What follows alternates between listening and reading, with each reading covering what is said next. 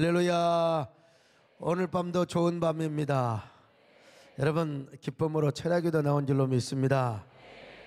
저는 철야기도를 인도하기 위해서 미국에서 이렇게 날아왔습니다. 눈도 침침하고 얼굴도 푸석푸석한데 철야기도를 하기 위해서 원래는 필라델피아를 거쳐서 그리고 또 시애틀로 와서 그리고 또 샌프란으로 와야 되는데 필라델피아를 생략하고 왔어요. 왜냐?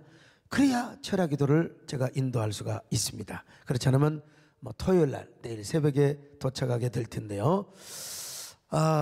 저도 철야기도를 지키고 또 철야기도 은혜를 사모하기 위해서 왔는데 여러분은 더 사모해서 이 자리에 온 줄로 그렇게 고백하면 아멘 하시기를 바랍니다. 그런 분들 크게 아멘 하시기를 바랍니다. 아멘. 목마른 사슴이 시냇물을 찾듯이 우리가 그렇게 주님을 사모하게 하여 주옵소서. 목마른 사슴 시냇물을 찾아 헤매이듯이 내 영혼 주를 찾는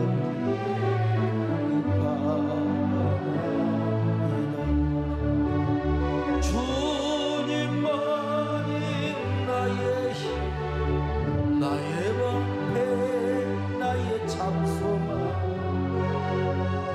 나의 몸 정성 다 바쳐서 주님만이 나의 힘이 되십니다. 아멘. 주님만이 나의 힘, 나의 방패, 나의 장소만, 나의 몸 정성 다 바쳐서 주님 경배하라. 여러분, 말모이라는 영화를 제가 보라고 했는데 보셨는지 모르겠습니다. 제가 지난주에 꼭 보라고 했잖아요. 말모이는 우리나라 최초의 국어사전의 이름인데 그 얼마 전에 우리 김인호 집사님이 우리 세된 프라미스 앤 비전에서 뭐라고 하더라? 그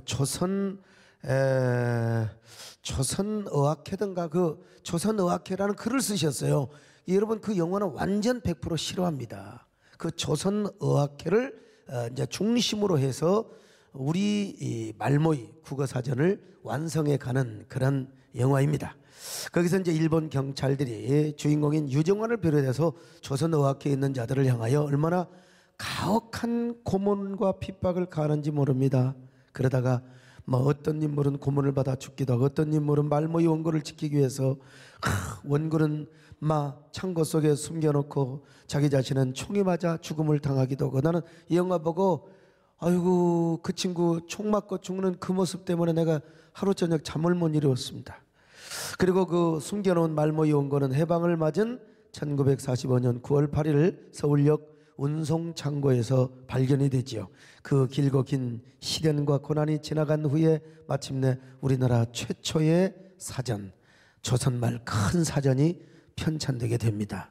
우리 장로님들 못 보신 분들, 교인들요, 내일 토요일 날 좀 한번 보세요. 좋은 영화입니다. 실제로 2차 세계대전 이후에 완벽하게 모국어를 회복한 나라는 우리나라가 거의 유일하다고 합니다. 그리고 지금도 모국어 사전을 갖고 있는 나라는 세계에서 20여 개국밖에 안 된다는 것. 그 중에 한 나라가 우리나라예요.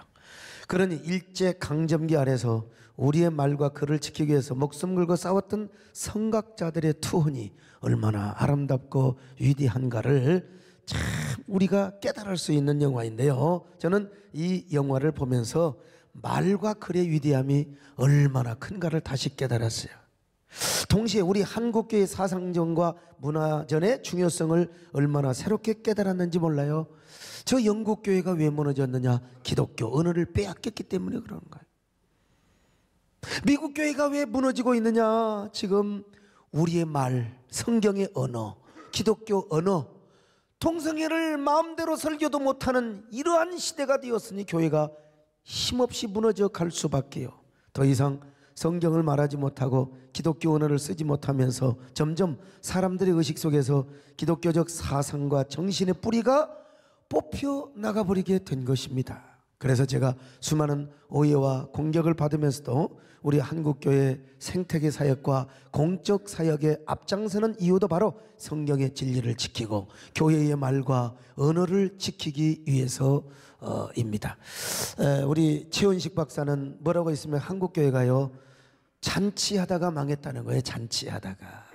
실제로 이런 한국교회 생태계, 종교인 과세, 이슬람 문제 전면에서 싸우는 대형교회 목회자는 그리 쉽게 바라보기가 쉽지가 않습니다. 근데 잔치, 거대한 행사를 하고 거기에서 주인 노릇을 하고 이런 사람들은 굉장히 많이 봐요. 영국 교회도 그랬고 미국 교회도 그랬다는 것입니다. 제가 왜 이 영화를 봤냐면요, 우리 성광의 목사님, 저의 문학적 선구자지요. 저분은 목회자의 모습보다도 이 문화인, 그리고 또 예술인, 또 그 다음에 이 문학인의 냄새가 좀 더 많이 나요. 근데 저도 그러고 싶지만 저는 목회자 아닙니까? 그래서 이제 선 목사님이 먼저 영화를 보고 가르쳐주고, 먼저 책을 읽고 저한테 이야기해주고, 그러면 제가 뒷문이, 이 꽁문이 졸졸 따라다니면서 영화 보고 또 그 책을 읽고, 그래도 제가 목회자로서 굉장히 빠른 편에 속하지요. 그런데 제 주변에 있는 그런 사람들이 그 영화를 보는 동안에 우리 담임 목사님의 생각이 났다는 거예요. 특별히 우리 최원하 권사님이 무슨 일로 시간이 남아 돌아갔는지 이 영화를 보고, 영화를 보는 동안 내내 목사님을 생각했다고 말이죠. 아이고, 그러면서 담임 목사님의 생각이 났는데 그냥 혼자 보지 마시고 꼭 아들 성군이와 함께 같이 영화를 보라고. 근데 이 녀석이 저보다 더 바빠가지고 시간을 맞출 수가 있나요? 그래서 제가 설교도 하고 글도 쓰기 위해서 제가 먼저 영화를 봤는데요, 우리 정권사님 같이 갔어요. 저보다도 저는 팝콘이라도 먹고 눈을 이렇게 보고 저렇게 보는데 눈이 뚫어지게 눈물이 나오도록 보면서 어찌였을까. 영화 대단히 잘 만들어. 왜? 우리 권사님의 사상과도 정신과도 통하는 영화이기 때문에 그렇죠.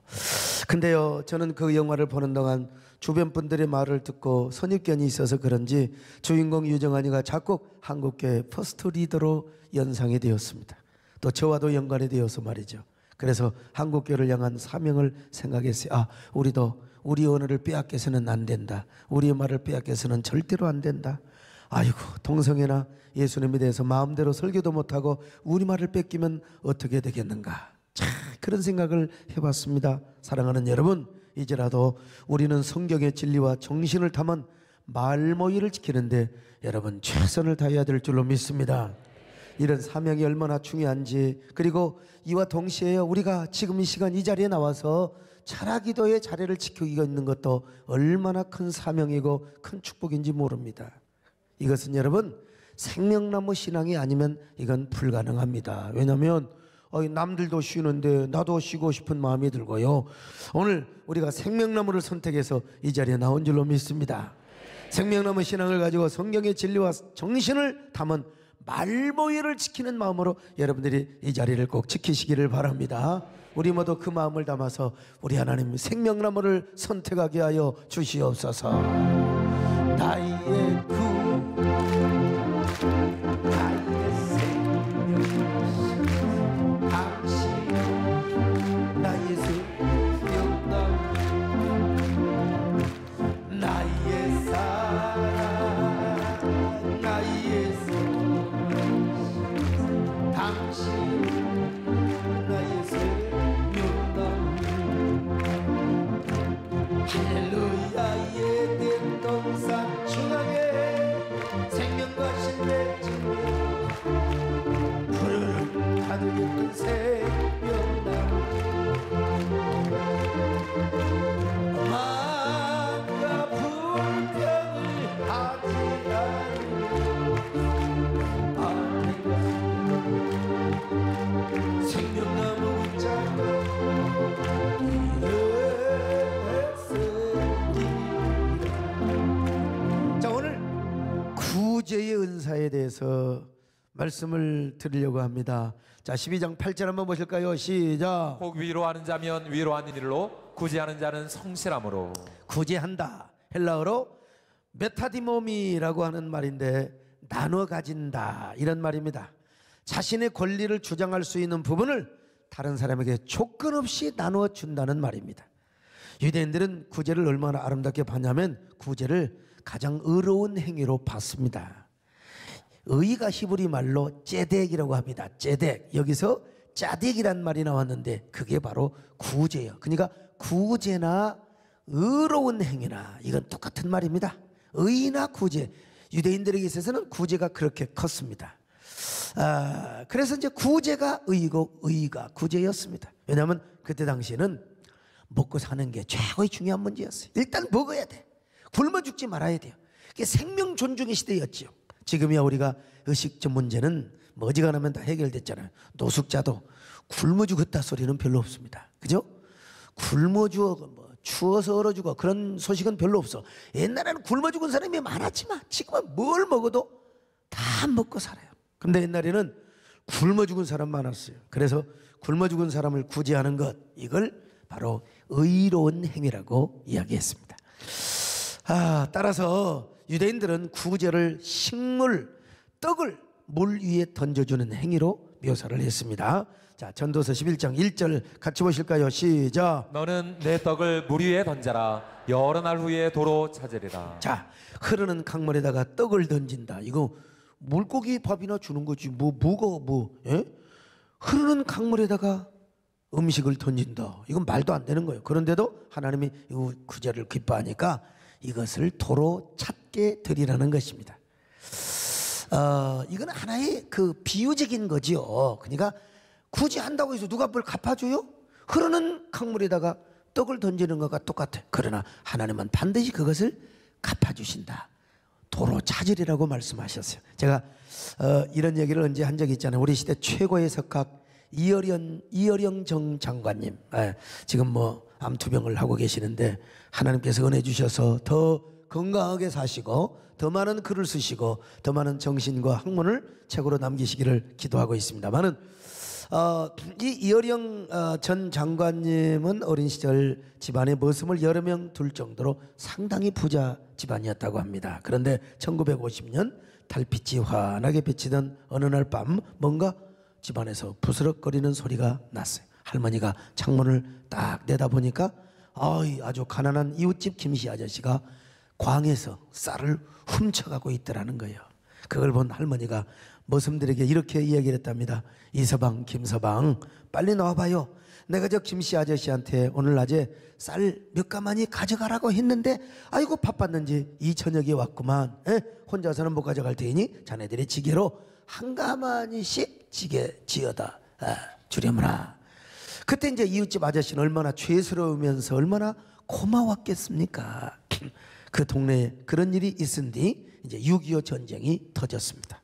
공산당원들이 동네 부자들을 다 잡아다가 인민재판에 넘겨가지고 다 사람들을 죽이게 만들어요. 그때 쌀을 훔치려 왔던 이웃집 김씨 아저씨가 인민위원장이 되었는데 이 전 장관님의 할머니만큼은 저분은 살려줘야 된다고. 저분은 구제를 많이 하고 가난한 사람을 많이 도와주신 분이라고 해서 가족 모두가 생명을 건졌다는 그런 이야기입니다. 이렇게 잠언의 말씀이 이어령 전 장관님의 할머니를 통해서 이루어졌다는 것입니다. 만약에 그때 이어령 전 장관님의 할머니가 돌아가셨다면 이 시대의 최고의 지성 석학인 이어령 전 장관님도 이 세상에 존재하지 않았을 거예요. 그래서 우리 교회도 꾸준하게 여러 개척교회 여러 어려운 기관에서 도와달라고 하면은 뭐 제가 아는 한 100%는 아니지만 거의 다 거절을 하지 못했습니다. 제가 거절 못하는 은사가 있어가지고. 그런데 아무리 거절 못하는 은사가 있어도 돈 없으면 못합니다. 지금 저 전라북도 임실에 어느 교회를 하나 좀 지어줘야 돼. 우리 종 씨가 얘기하는데 아이고 저 깜빡 30주년 때 저한테 얘기했는데 끝나고 나니까 또 얘기를 하는. 끝나고 나니까 그 전에도 얘기했는데 까먹었어요. 제가 또 까먹는 은사도 있지 않습니까? 근데 여러분 돈이 없으면 하고 싶어도 못해요. 구제는요 돈이 있어야 할 수 있습니다. 그래서 돈이 있는 한에서 우리의 능력 범위 안에서 한국교회 여러 기관과 여러 개척교에서 요청을 하면 구제를 많이 했습니다. 물에다가 떡을 던지는 마음으로. 특별히 지난 30주년 행사 때 구제비가 많이 나갔습니다. 앞으로도 할 수 있는 대로 개척교를 섬기고 최대한 구제를 많이 하려고 애를 씁니다. 그러나 중요한 건 뭐냐? 돈이 없으면 못해, 하고 싶어도. 그러니까 우리 교회도 재정의 축복을 많이 받고 여러분도 물질 축복을 많이 받으시기를 바랍니다. 그래서 구제 행위를 많이 하시기를 바랍니다. 하나님께서 반드시 도로 찾게 해주시고 반드시 보상해 줄 줄로 믿습니다. 그래서 이런 노래가 있지 않습니까? 사랑하는 참으로 버리는 거, 사랑은 참으로 나눠주는 것이라고 말이죠. 사랑은 참으로 버리는, 사랑은 참으로 버리는, 또 가지지 않는 이상하다 동정한 일, 움켜잡으면 없어지고 쓰고 빌려주면 풍성해져 가득하네. 오 사랑은 참으로 돈은 사랑은 참으로 또 가지지 않는 자 내일 걱정일랑 버리고 모든 영역 주님께 맡기세. 오 사랑은 참으로 돈은 또 가지지 않는. 여러분 이런 노래를 워낙 안 불러보니까 이게 처음 불러보니까 쑥스럽고 박자도 그렇고, 여러분 사랑은 버리는 것이고 도우는 것이고 나누어 가지는 것입니다. 여러분 그게 바로 뭐냐? 구제입니다. 초대교회 때 구제를 얼마나 귀하게 생각했는지 몰라요. 그래서 초대교회 때는 전도가 곧 구제고 구제가 곧 전도였습니다. 사도행전 2장 44절 45절 시작. 믿는 사람이 다 함께 있어 모든 물건을 서로 통용하고 또 재산과 소유를 팔아 각 사람의 필요를 따라 나눠주며. 32절 봅니다. 시작. 믿는 무리가 한 마음과 한 뜻이 되어 모든 물건을 서로 통용하고 자기 재물을 조금이라도 자기 것이라 하는 이가 하나도 없더라. 자 4장 34절로 35절 볼까요? 시작. 그 중에 가난한 사람이 없으니 이는 밭과 집 있는 자는 팔아 그 판 것의 값을 가져다가 사도들의 발 앞에 두매 그들이 각 사람의 필요를 따라 나누어 줍니다. 자 이렇게 초대교회에서 구제가 중요해서 구제하는 은사를 받는 사람이 있었습니다. 특별히 로마에도요 가난한 사람들, 노비들이나 천민들이 교회에 나왔다고요. 그런 사람들을 교회에서 구제를 하니까 다 교회에 나와서 여러분 예수를 믿을 수밖에 없는 거예요. 그래서 로마 교회도 구제를 통해서 복음을 전하고 교회를 세워가고 하나님 나라를 확장했던 겁니다. 그러기 위해서 하나님은 특별한 사람들에게 구제 은사를 허락해 주신 거예요. 여러분도 교회를 세우고 하나님 나라를 확장하기 위해서 구제 은사를 사모할 필요가 있습니다. 특별히 고린도 교회에 가이오 장로가 있었어요. 가이오라는 사람이 있었는데 옛날에는 이 가이오 식주라고 번역을 했거든요. 요즘은 교회를 돌보아주는 사람이라고 번역을 했는데, 아무튼 이 가이오 장로도 당시 가난한 사람을 대접하고 온 교회를 돌봐줬어. 특별히 고린도 교회에서 섬김의 은사, 구제 은사를 아주 제대로 받은 사람이죠. 자 로마서 16장 23절 시작. 나와 온 교회를 돌봐주는 가이오도 너희에게 무난하고. 어떤 사람 물어봐요. 로마서에 나왔는데 왜 고린도 교인이라고 합니까? 로마서를 사도 바울이 고린도 교회에서 썼어요. 그래서 고린도 교회 상원 가운데 가이오라고 하는 장로님이, 가이오라고 하는 아주 교인이 아주 로마 교인들을 잘 돕고 섬기고 또 아주 항상 밥을 사고 항상 점심을 먹여주고 이런 역할을 했던 것 같아요. 그러니까 고린도 교회에 이 교인이 받지요. 자 그런데 우리가 구제의 은사를 받으려면은 절대로 가난한 사람은 할 수가 없어요. 하고 싶어도 못합니다. 가난한 사람. 돈이 없는데 어떻게 구제를 할 수 있겠습니까? 저희 교회도요 돈 없으면 못해요. 돈 없으면 못해요. 돈이 있어야 됩니다. 그래서 여러분 내 교회가 지금 뭐 운영도 못하고 내 교회가 힘이 없으면 어떻게 남의 교회를 돕겠습니까? 재정이 약한데 무슨 한국교회 생태계를 위해서 일을 하고 개척교회를 돕겠습니까? 그러므로 여러분도 구제 행위를 많이 하고 우리 세된 교회도 선교를 많이 하려면 어떻게 됩니까? 재정의 능력이 있어야 돼요. 여러분들도 거룩한 부자가 되시기를 축원합니다. 돈 없는데 어떻게 구제 은사를 행합니까? 어떻게 구제 은사를 받는 것입니까? 그러므로 구제 은사를 달라고 하는 것은 물질의 축복을 달라는 것과 어느 정도 일치가 되는 거예요. 물론 어떤 사람은 물질의 축복을 왕창 받아놓고 구제하는 사람이 있어. 그건 아니죠. 그러나 우리가 구제의 은사를 받고 구제의 모든 행동을 하기 위해서는 우리가 물질의 축복을 받아야 돼요. 돈 없으면 어떻게 하느냐 이 말이요. 돈 없으면 집에 가서 어떻게 여러분 빈대떡이나 부쳐 먹지 어디 여러분 남을 구제하겠습니까 여러분요. 그러므로 올 한 해 여러분 구제의 은사를 사모하시기를 축원합니다. 물질의 축복을 사모하시기를 바랍니다. 그래서 여러분이 물질의 축복을 많이 받아서 여러분은 이웃도 구제를 많이 하고 주변에 있는 사람들을 많이 구제하시기를 축원합니다. 저에게도 구제하시기를 바랍니다. 와, 제가 평생 미국 다녀서 이렇게 피곤한 적이 없어요. 와, 이번에 정말 여러분 제가 얼마나 많이 해외를 많이 드나들고 새벽에 도착해서 새벽에 막 주일 예배 쫙 인도하고 이번에는 출발할 때부터 힘들었어.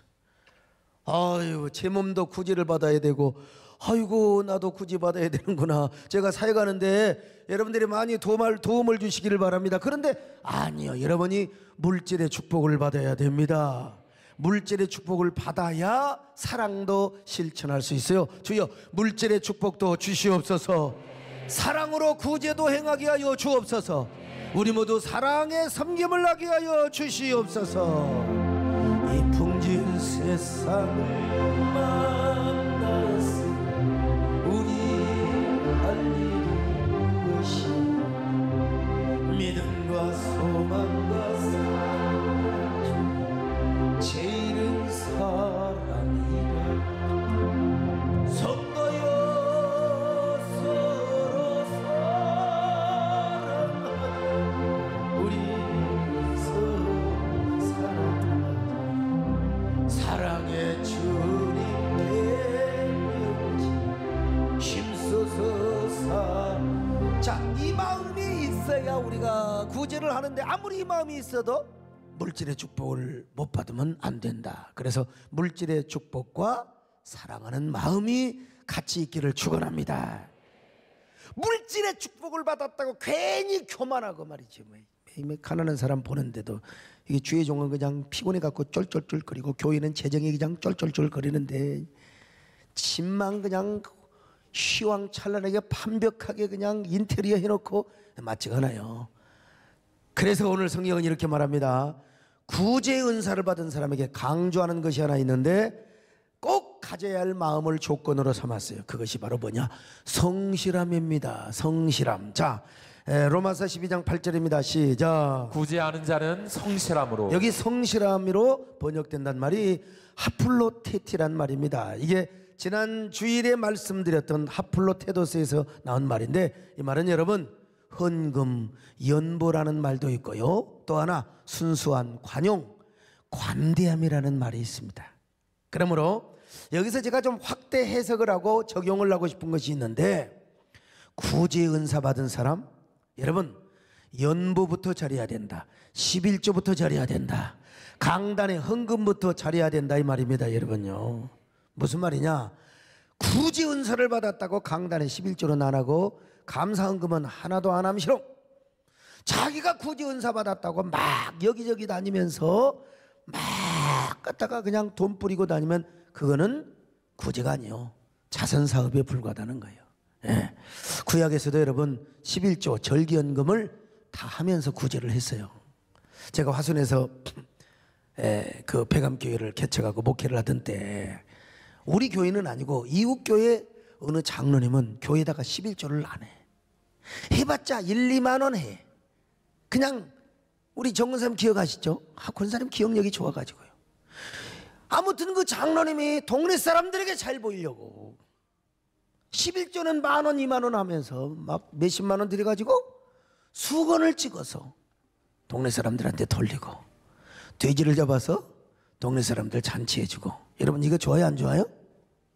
안 하는 것보다는 낫겠지. 그래서 전도를 한다면. 근데 전도도 안 해. 자기만 칭찬을 받아. 자기만 존경을 받더라 이 말이죠. 여러분 이거는 구제가 아니야. 그냥 자선사업, 자신의 의를 드러내는 자선사업에 불과하는 거예요. 우리 교회도 그런 일이 있었어요. 저는 그런 거 전혀 몰랐어요.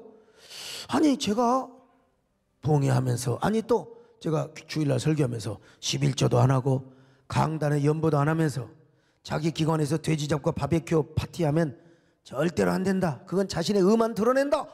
제가 그런 얘기를 하고 난 몰랐어. 전혀. 그랬더니 시험이 단단히 든 사람이 있어요. 단단히 들었어. 어휴, 알아봤더니 11조도 한 번도 안 했어. 주일응급 1년에 2번인가 했대. 보니까 세상에. 그러면서 그냥 돼지 파티하고, 아이고, 그냥 무슨 뭐 그냥 얼마나 자신의 인심을 많이 썼는지 몰라요. 이것도 누군가 생각하지 마시고, 옛날 구미동 때 있었던 일이기 때문에 여러분 생각하지 마세요. 여러분, 아니에요. 신앙생활이 바로 안 돼요. 본인이 혼자 시험 들어서, 본인이 혼자 넘어지고. 난 전혀 몰랐어. 그걸 믿음으로 받으면 얼마나 좋아요. 깨달으면 따라합시다. 은혜는 깨닫는 것이다. 깨닫는 것이다. 여러분, 구제를 아무리 잘하더라도 하나님 앞에 연보부터 잘하시기를 축원합니다.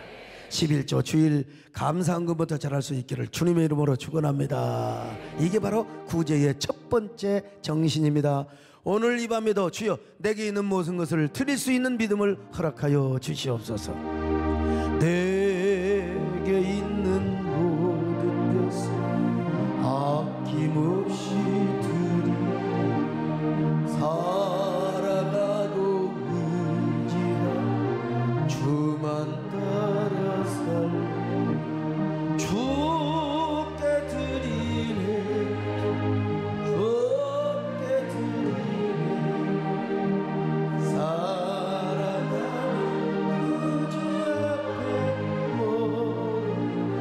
앞에 또 한 가지가 있는데 뭐냐, 먼저 강단에다가 11조 감사헌금부터 잘해야 된다. 강단과 나의 헌신이 연결돼야 된다. 그 다음에 두 번째는 뭐냐, 구제의 순수한 동기가 뭐냐, 바로 순수한 마음이어야 된다는 거예요. 구제의 동기는 순수한 마음이어야 된다는 거예요. 자신의 명예가 앞서면 절대 안 돼. 내가 구제를 함으로써 목사님이 칭찬을 해주고 또 신문 광고에 나가고 사람들에게 칭찬받고, 이거는 성경적인 구제가 아니요. 그냥 자선사업이요. 그것은 기부고 자선사업이지 성경이 강조하는 구제가 아니라는 말이에요. 이런 사람은 구제 은사를 받은 게 아니야. 자신의 공명심을 위해서 그냥 기부를 많이 하는 사람이죠. 여러분, 제가 옛날에 성전 건축을 할 때 이런 얘기 많이 했는데요. 대구에 가면 서연교회라고요. 서연교회가 있는데 그 교회에 정규만 장로님이 계셨는데요. 그분은 한의사가 아니라 한약업사였습니다. 그러니까 한의가 아니라 한약빵을 했죠. 근데 그가 이제 죽을 병에 걸렸습니다. 그래서 생명의 위협을 느끼며 목숨이 경각에 달려는 기도를 하였습니다. 장로님뿐만 아니라 온 교인들이 기도를 하였습니다. 그때 목사님 앞에서 정 장로님이 울면서 이렇게 서원을 하며 기도합니다. 하나님, 이 정규만이 한 번만 살려줄 수 없습니까? 장로로 기름 부음을 받아놓고 성전 건축 한 번 못하고서 천국을 가서야 얼마나 억울하겠습니까? 하나님, 한 번만 살려주십시오. 돈 벌어서 멋지게 내 돈으로 성전 건축 한 번 멋지게 하고 나서 내가 천국에 가겠습니다. 주여 나의 병든 몸을 고쳐 주시옵소서. 오늘도 여러분, 우리 몸이 병들었거나 문제가 있으면 하나님 앞에 약속을 하며 서원을 하며 하나님께 간구하시기를 바랍니다.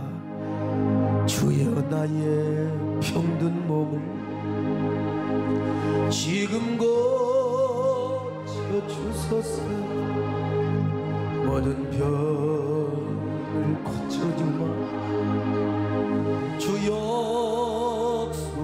약속하셨네. 내가 지금 굳게 믿고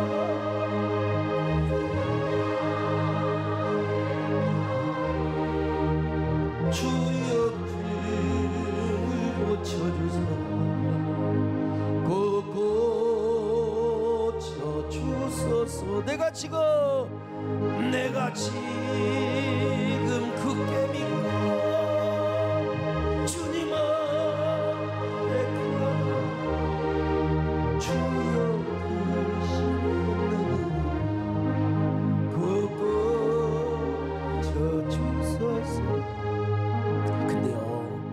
하나님께서 진짜 기적같이 고쳐주셨어요.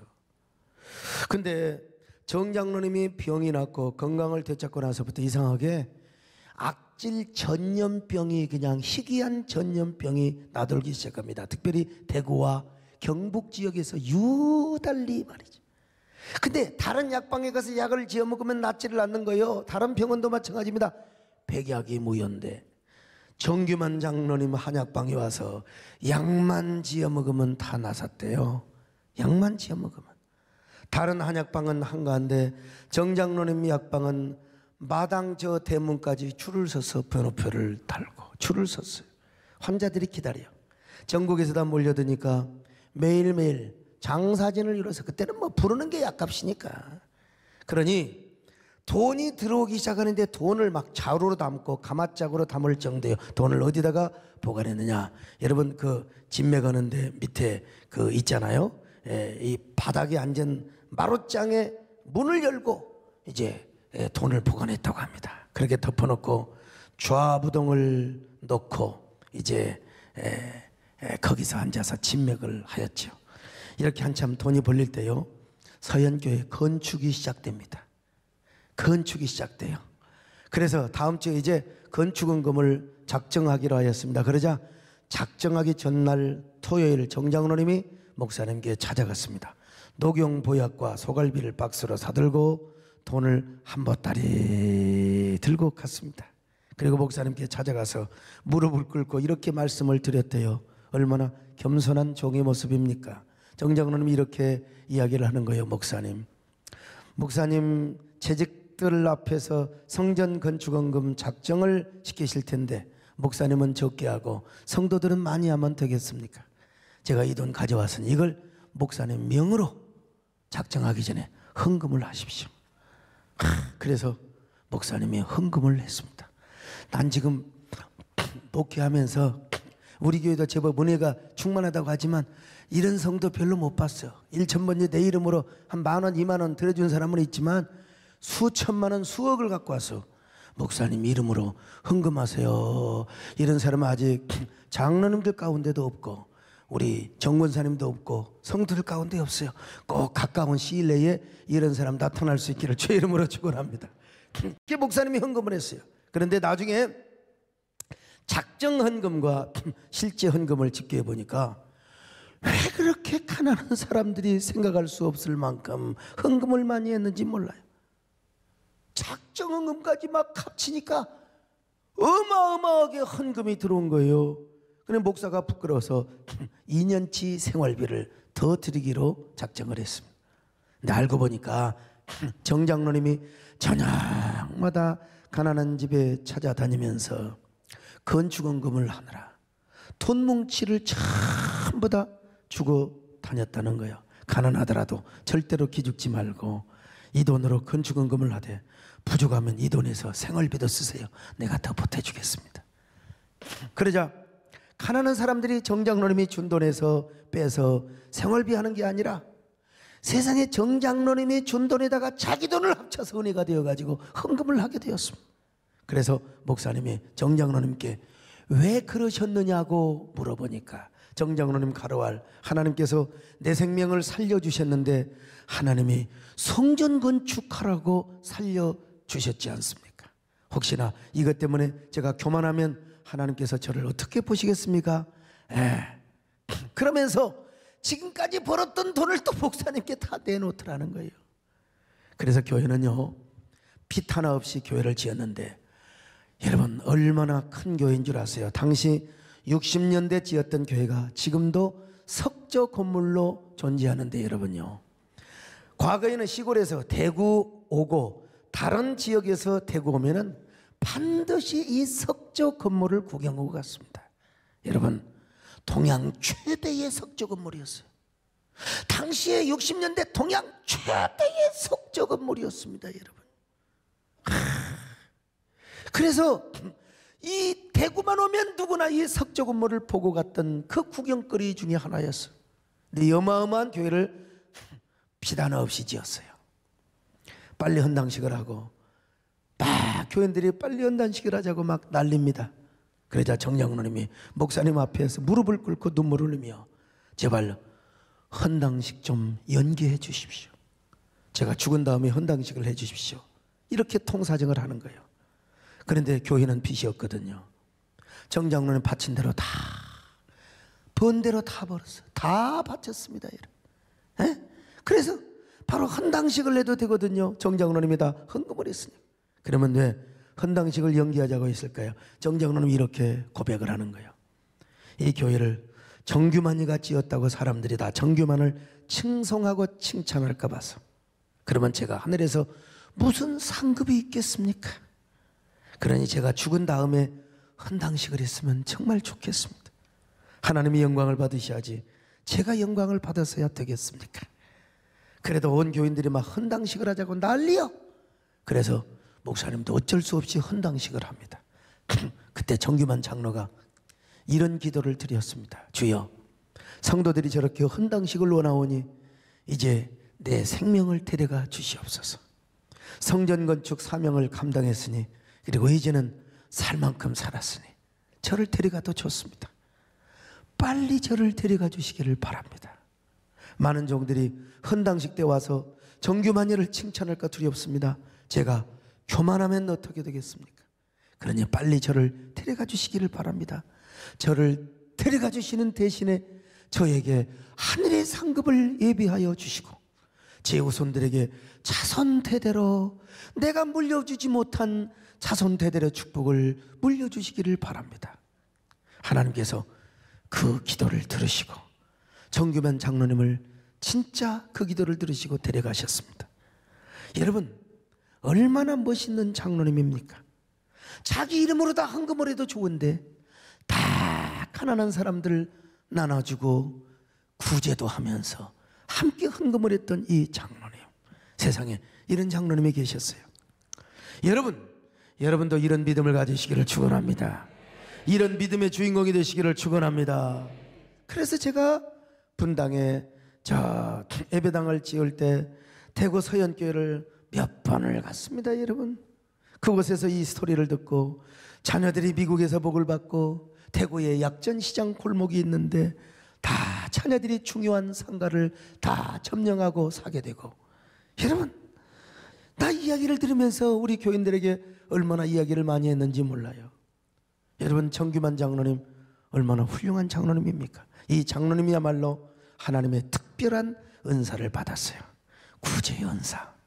구제를 하되 먼저 여러분 강단에다가 드릴 수 있는 믿음, 11조에서부터 그는 아예 번대로 하나님 앞에 다 드렸다는 것입니다. 그러니까 정장로님은 제대로 구제의 은사를 받은 거죠. 제대로 구제의 은사.